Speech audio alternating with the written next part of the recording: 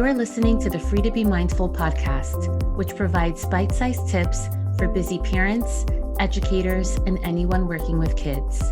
These real talk conversations focus on mindful living, mental health, and personal growth, helping all to learn, grow, and inspire with mindfulness in mind. I'm your host, Vanessa de Jesus Guzman, educator, licensed professional counselor, entrepreneur, and mom.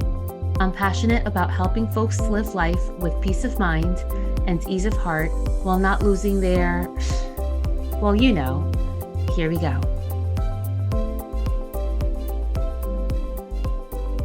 Hi, and welcome back to the Consult a Counselor series. In this series, I answer parenting-related questions so that you can be present and at ease with your child and live life mindfully. Today's question is, my kid forgets everything at home. Homework, glasses, instruments, sneakers for PE, everything. How do I teach him responsibility? Well, there are many reasons why kids are forgetful, and this can include stress, lack of sleep, being hungry. I think that can impact us all. But sometimes it's really because they have an issue with executive functioning. Executive functioning encompasses a whole lot of skills, which include self-restraint, working memory, which is what we're talking about in this case, emotional control, their focus, task initiation, planning, prioritizing, organization, time management, defining and achieving goals, flexibility, observation, and stress tolerance.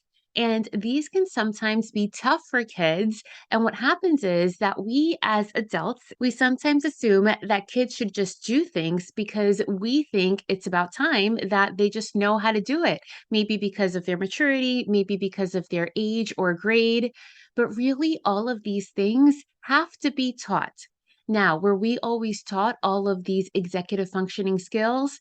Maybe not. Sometimes we just pick them up along the way, but it does make it easier, and kids can be more successful if they are indeed taught and practiced with intention.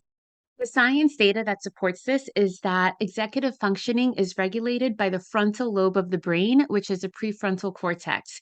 We're not born with this fully developed, so children must be taught and have these skills developed through time, again, in order to do it successfully. So the question is, how do we teach executive functioning skills? Here are a few strategies.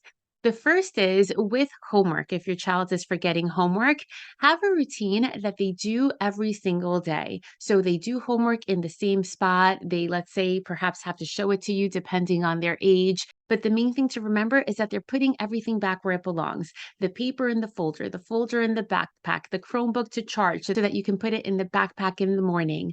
Everything all in the same area. So in the morning, it's just easy to take. The same thing could be done with the musical instruments. Let's say if they're practicing the day before and they know they have music the next day, then leave the instrument by the backpack. So in the morning, they're just taking both things as you're going by the door. Sometimes kids and even adults can't remember to do things on their own. And that's where visual aids come in. And what that simply is maybe a sign, or if your child is younger, along with a picture or clip art of taking the backpack, taking the musical instruments, taking the glasses right before. If you have different things on different days, then you can simply have Monday, gym, sneakers, Tuesday, instruments, and a picture of a flute right next to it. And you can put this by the front door or by the back door, wherever you go out of, so that they're looking at this sign right before they leave the house, so that they remember to check in their minds if they have everything they need before they leave the home. You can also put another one in their room if that's helpful as well, so that they're getting more than one reminder. If your child is older, you may also have Siri remind them of anything. That's exactly what I do when I have a lot of things to remember. You simply say, "Hey Siri, reminds me every Tuesday morning at 8 o'clock to take my trumpet to school." This way, the alarm can go off at whatever time you tell it to, and it's just another aid to help you remember. So these are things that sometimes adults have a really hard time with. But when we start teaching these tools to our kids when they're young, then they just know to practice these strategies, and then they have them well developed by the time that they're an adult. Now, something else that can help in addition to the phone reminder and or alarm, and in addition to the visual aid, is that we have to remember as parents and as adults that kids still need our help. And sometimes we can also be very forgetful. So maybe putting that Siri reminder on our phone, and instead of just telling your kid, take your musical instrument, you have music today, or take your sneakers, you have gym today, you can say, today's Wednesday, what's going to happen in school that we need to be prepared for? And is that extra effort on our part? Yes, it is. But that extra effort is what's going to help your child develop that language for themselves so that then they can begin to ask themselves every morning, it's Thursday, do I need anything extra for school?